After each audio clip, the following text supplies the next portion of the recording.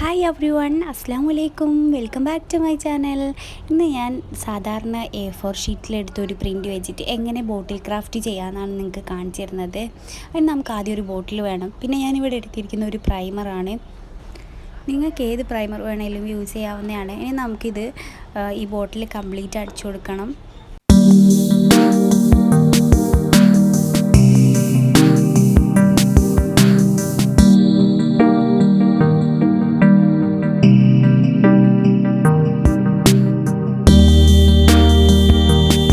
ഇനി നമുക്കിത് ഉണക്കിയെടുക്കണം. ഞാനിങ്ങനെയാണ് ചെയ്യുന്നത്. നിങ്ങൾക്ക് വേണമെങ്കിൽ വെയിലത്തൊക്കെ വെച്ച് ഉണക്കാവുന്നതാണ്.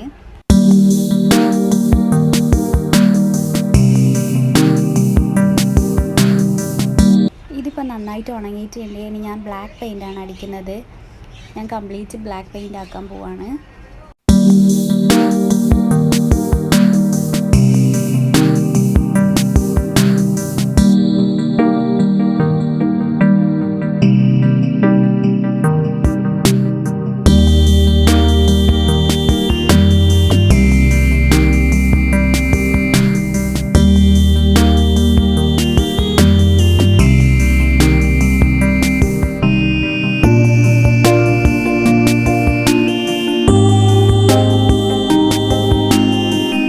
നമ്മളിത് ഫുള്ളായിട്ട് ബ്ലാക്ക് പെയിൻറ്റ് അടിച്ചിട്ടുണ്ട്. ഇത് നമുക്ക് ഉണക്കിയെടുക്കണം.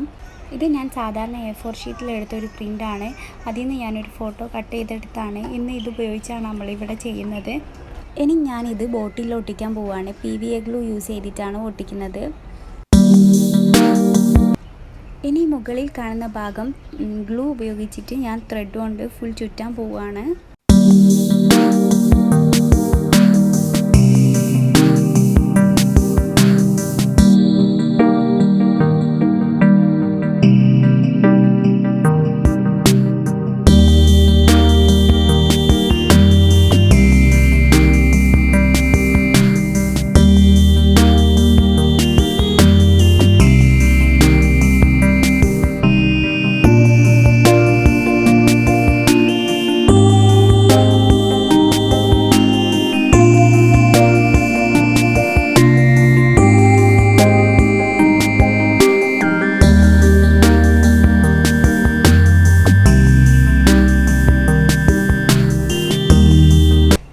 ഈ ഫോട്ടോയ്ക്ക് ബോർഡർ കൊടുക്കാൻ വേണ്ടി നമ്മൾ കിച്ചണിലൊക്കെ യൂസ് ചെയ്യുന്ന പരിപ്പില്ലേ, അതാണ് ഒട്ടിച്ചു കൊടുക്കാൻ പോകുന്നത്.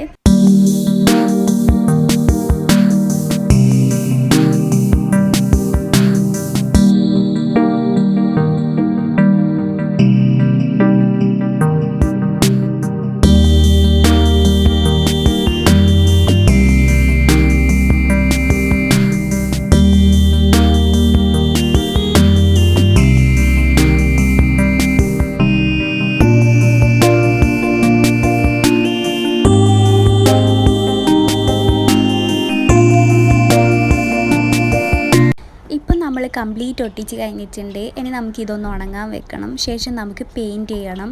ഞാൻ ഗോൾഡൻ കളർ പെയിൻ്റാണ് ഇതിന് മുകളിൽ ചെയ്യാൻ പോകുന്നത്.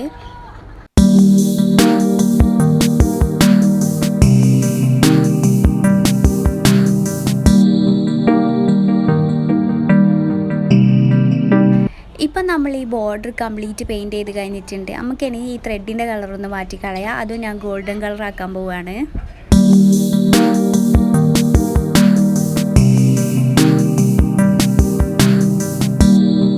ഇപ്പം നമ്മൾ ത്രെഡൊക്കെ പെയിൻറ്റ് ചെയ്ത് കഴിഞ്ഞ് ഇനി നമുക്ക് ഈ കാണുന്ന ഭാഗങ്ങളൊക്കെ ഒന്നുകൂടെ പെർഫെക്റ്റ് ആക്കി എടുക്കാം.